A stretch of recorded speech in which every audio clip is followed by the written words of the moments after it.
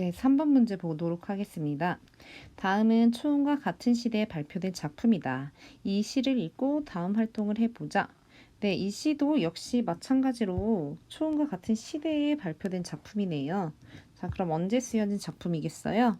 네, 그렇죠. 일제 강점기 때 발표된 작품입니다. 네, 그러면 이 시랑 그리고 초은이랑 비교해 보는 그런 학습 활동이 되겠는데요. 이 작품의 제목을 좀 볼까요?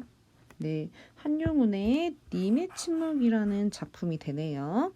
네, 이 작품은 우리 교과서에서는 학습 활동에 이렇게 간단하게 제시가 되어서 여러분들이 조금 덜 중요하다고 느낄 수도 있어요.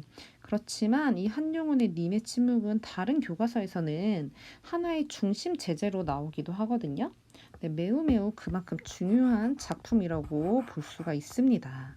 네, 꼭 이 작품도 꼼꼼하게 공부를 하셔야 돼요. 자, 그러면 먼저 한용운이 어떤 사람인지 잠깐 간략하게 살펴볼게요. 자, 한용운이라는 분은 이렇게 생기셨어요. 네, 호는 만해라는 호를 사용을 하고 있고요. 민족 대표 33인이었기도 했고요. 독립운동가였죠. 굉장히 적극적으로 운동을 하신 분이었고요. 그리고 스님이기도 하셨고, 자, 그리고 시인이기도 하였어요. 자, 이런 내용이, 이런 이 작가적인 특징이 시에서 중요하게 작용을 하기도 하니까 잘 알아두시고요. 그리고, 만해 한용운이라는 사람은 다양한 비유법과 상징법을 많이 사용을 했지만 그 중에서도 역설법이라는 표현 방법을 굉장히 잘 사용을 하셨죠. 자, 역설법이 뭐예요, 여러분? 네, 이거예요. 겉으로는 말하는 걸 봤을 때는 말에서는 논리적인 모순이 있어요. 앞뒤가 안 맞아. 그런데 곰곰이 생각해보면 그 속에 뭔가 진리가 있다. 아, 얘가 이런 말을 하려고 이런 표현을 사용한 것이구나 라는 걸 알 수가 있는 거예요. 이런 걸 역설법이라고 이야기를 하죠. 네, 그러면 한용운의 님의 침묵을 살펴보도록 합시다. 한번 선생님이 쭉 읽어볼게요. 님은 같습니다. 아, 사랑하는 나의 님은 같습니다. 푸른 산빛을 깨치고 단풍나무 숲을 향하여 난 작은 길을 걸어서 차마 떨치고 갔습니다. 황금의 꽃같이 굳고 빛나던 옛 맹세는 차디찬 티끌이 되어서 한숨에 미풍에 날아갔습니다. 날카로운 첫 키스의 추억은 나의 운명의 지침을 돌려놓고 뒷걸음쳐서 사라졌습니다. 나는 향기로운 님의 말소리에 귀먹고 꽃다운 님의 얼굴에 눈멀었습니다. 사랑도 사람의 일이라 만날 때에 미리 떠날 것을 염려하고 경계하지 아니한 것은 아니지만 이별은 뜻밖의 일이 되고 놀란 가슴은 새로운 슬픔에 터집니다. 그러나 이별을 쓸데없는 눈물의 원천을 만들고 마는 것은 스스로 사랑을 깨치는 것인 줄 아는 까닭에 걷잡을 수 없는 슬픔의 힘을 옮겨서 새 희망의 정수박이에 들어부었습니다. 우리는 만날 때에 떠날 것을 염려하는 것과 같이 떠날 때에 다시 만날 것을 믿습니다. 아, 님은 같지만은 나는 님을 보내지 아니하였습니다. 제 곡조를 못 이기는 사랑의 노래는 님의 침묵을 휩싸고 돕니다. 네, 여러분 이 시 어떤가요? 좀 어떻게 느끼셨는지 모르겠지만 선생님은 굉장히 좀 차분하기도 하고 그리고 아름다운 그런 노래라고 생각을 했는데요. 네, 좀 볼게요. 옆에 있는 이 부분부터 밑줄을 좀 긋고 넘어갈게요. 자, 님의 침묵은 임에 대한 절대적이고 영원한 사랑을 영원한 사랑을 상징과 비유의 기법으로 노래한 작품이다라는 이야기를 하고 있습니다. 네, 나는 너를 영원히 사랑할 거야. 죽을 때까지 사랑할 거야. 라는 그런 이야기를 지금 하고 있다고 보는 거예요. 자, 그러면 하나씩 좀 살펴볼게요. 자, 칸이 작으니까 좀 확대해서 보도록 하겠습니다. 자, 님은 같습니다. 아, 사랑하는 나이님은 같습니다. 지금 어떠한 상황이에요? 네, 임과 지금 이별한 상황이죠. 자, 임이 없어요. 지금 임의 부재예요. 자, 임이 없다라는 것은 김소월의 초혼이라는 작품과 공통점이 되겠네요. 그런데 지금은 이 작품에서는 이미 죽었어요? 근데 그건 알 수 없죠. 네, 초혼이라는 작품은 이미 사별했고, 임과의 사별했고, 그 다음 이 작품에서는 그냥 이별의 상황이 드러난다. 이 정도는 알 수가 있겠습니다. 자, 그런데, 사랑하는 나의 님은 같습니다. 여기 라는 표현이 나오죠? 라는 탄식을 하고 있어요. 자, 이때 탄식은 어떤 탄식이냐면, 절망적인 탄식이에요. 이별 때문에, 이별했기 때문에. 절망적인 탄식이라고 볼 수가 있습니다. 자, 푸른 산빛을 깨치고 단풍나무 숲을 향하여 난 작은 길을 걸어서 차마 떨치고 갔습니다. 이렇게 얘기하죠. 자, 푸른 산빛을 깨치고 갔어요. 자, 그러면 푸른 산빛은 긍정적인 거예요? 부정적인 거예요? 네, 긍정적인 거죠. 나와 함께 있는 공간이니까 긍정적인 거라고 볼 수가 있죠. 자, 푸른 산빛은 이렇게 볼 수가 있겠어요. 일단 플러스적인 그런 내용이고, 네, 어떤 미래에 대한 희망? 이 정도로 봅시다. 푸른 산빛이니까요. 그 다음에 단풍나무 숲을 향해서 난 작은 길을 걸어서 갔대요. 자, 단풍나무 숲은 네, 나랑 이제 반대되는 이별의 길이 되는 거예요. 그럼 단풍의 이미지가 어때요, 여러분? 네, 물론 울긋불긋하고 아름다운 그런 이미지도 있지만, 자, 여기서는 나뭇잎이 떨어지는 그 낙엽의 이미지를 좀 연상을 하셨으면 좋겠어요. 뭔가 떨어지는 이미지예요. 자, 마이너스적인 이미지가 되겠고요. 네, 절망과 그리고 뭔가 떨어져 조락의 이미지가 되는 거예요. 자, 이런 이별의 길이니까 역시 좀 절망적인 그런 이미지가 되겠죠. 난 작은 길을 걸어서 차마 떨치고 갔습니다. 이렇게 얘기하네요. 차마 떨치고 갔다라는 것은 이별이 쉬웠어요? 어려웠어요? 네, 그렇죠. 이별이 좀 어려웠어요. 이별이 좀 어려운 그런 상황이었네요. 자, 그 다음에 자, 황금의 꽃같이 굵고 빛나던 옛 맹세는 차디찬 티끌이 되어서 한숨의 미풍에 날아갔습니다. 이렇게 얘기를 합니다. 자, 황금의 꽃같이 빛나고 굳고 빛나던 옛 맹세는 당연히 난 너를 영원히 사랑할 거야. 이런 사랑의 맹세겠죠. 영원한 사랑의 맹세. 영원한 사랑의 약속? 맹세? 이렇게 되겠죠.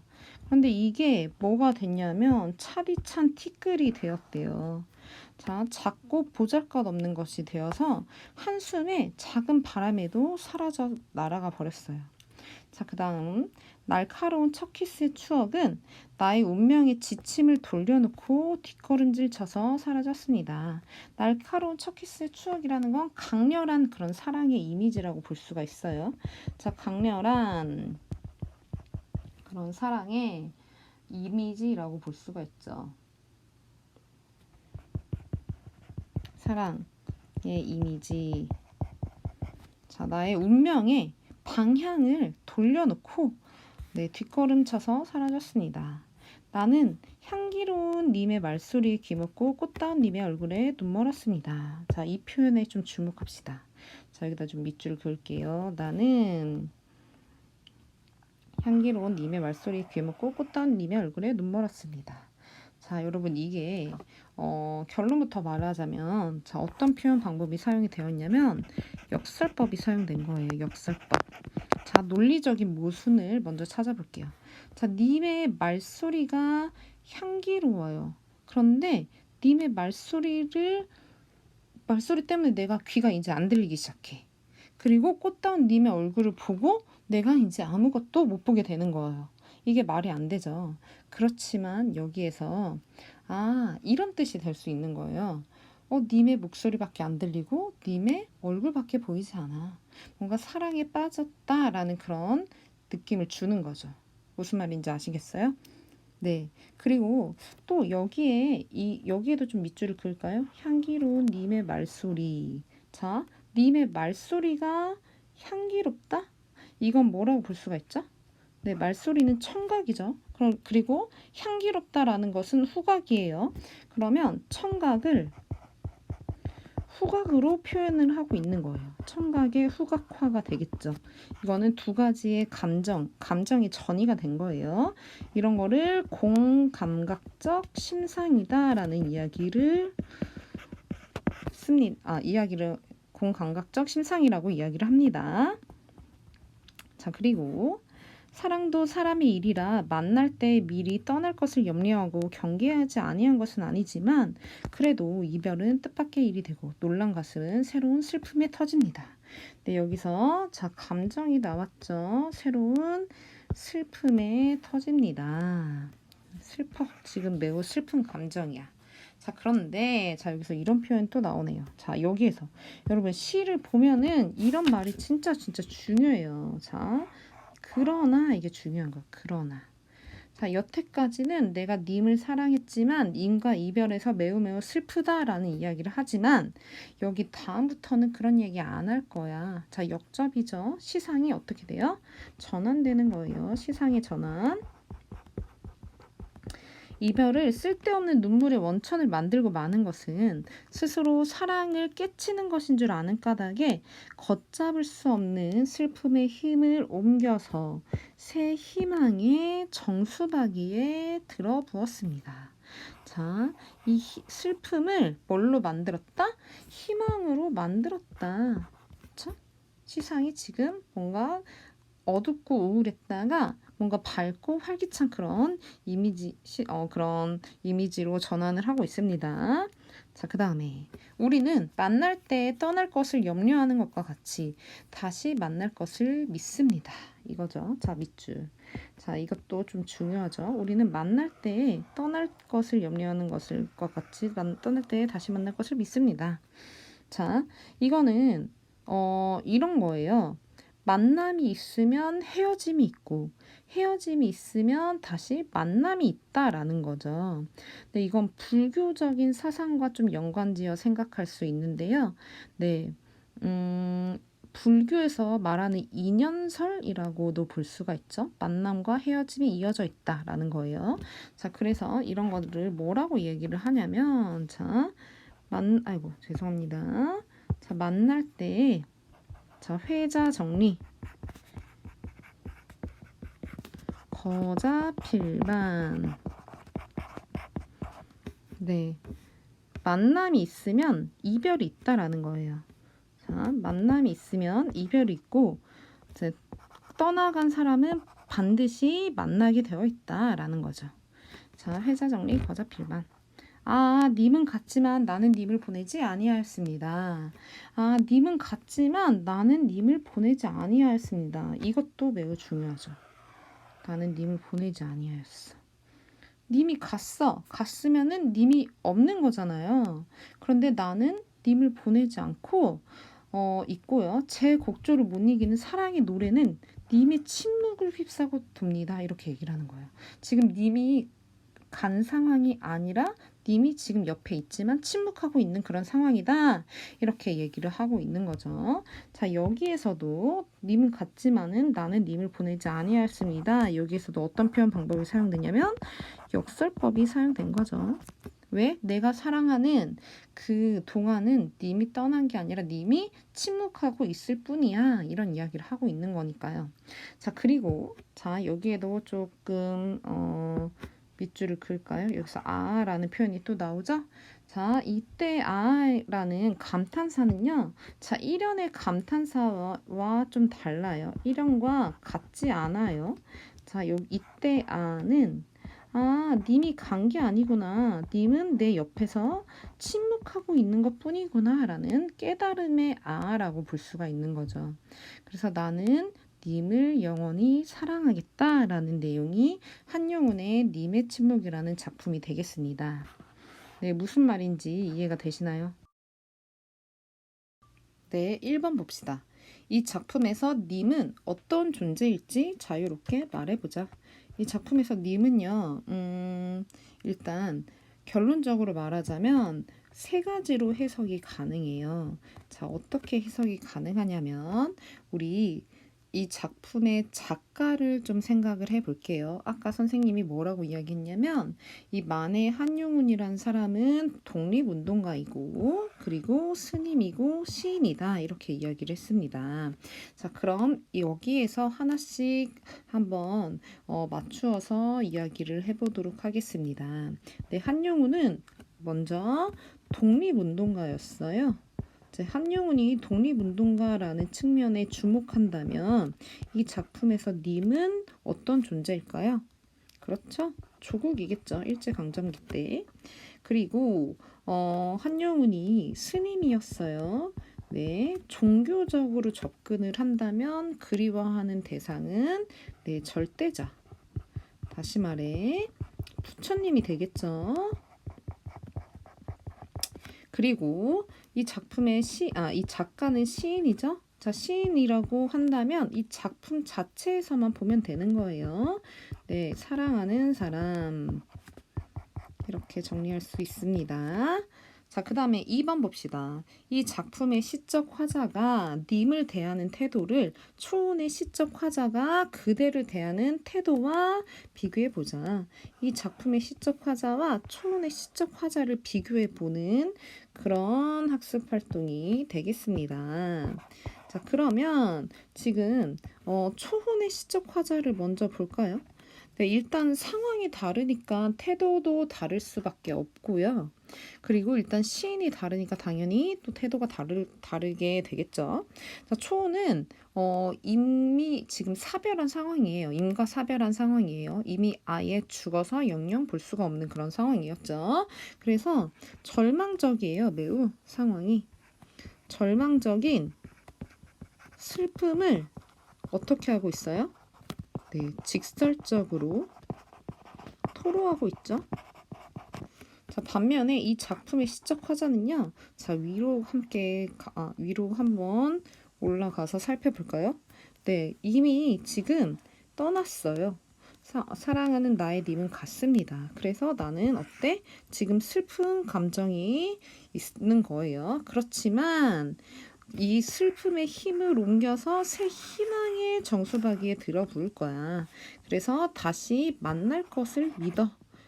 임과 다시 만날 거고 임은 지금 떠난 게 아니라 내 옆에서 침묵하고 있을 뿐이야. 이런 이야기를 하고 있는 거죠. 그래서 자, 여기에서 시적 화자는 이런 태도를 보인다고 볼 수가 있습니다. 슬픔을 극복하는 거야. 자, 슬픔을 어떻게 극복하냐면 역설적으로 극복. 다시 말해서 초극하여 네, 다시 만날 거야. 재회의 확신으로 나감 이렇게 정리할 수가 있겠죠. 네, 되셨나요? 이해가 되셨는지 모르겠어요. 자, 어쨌든 한용운의 님의 침묵과 그 다음에 김수월의 초호는 같은 시대에 발표된 작품이라는 거. 자, 그렇지만 분위기가 조금 다르다는 거. 자, 초혼의 시적 화자는 절망적인 슬픔에 대해서 좀 더 무게가 실려 있지만 이 작품의 시적 화자는 이러한 상황을 극복하려는 의지까지 있다는 거. 재회를 믿고 재회에 대한 확신이 있다는 것까지 여러분들이 아시면 되겠습니다. 네, 오늘 수업이 선생님이 만세전까지 좀 보려고 했는데 이 만세전까지 보기에는 조금 여러분들이 힘들 것 같아서 만세전은 다음 주 5월 13일 네, 5월 13일에 수업을 하도록 하겠습니다. 네, 고등학교 3학년 학생들은 5월 13일에 등교를 하지만 여러분은 5월 20일에 등교를 하게 되겠죠. 그러면 우리는 5월 13일 강의까지 인터넷에서 만나게 되겠고 5월 20일 날 보도록 합시다. 네, 오늘도 고생하셨습니다. 감사합니다.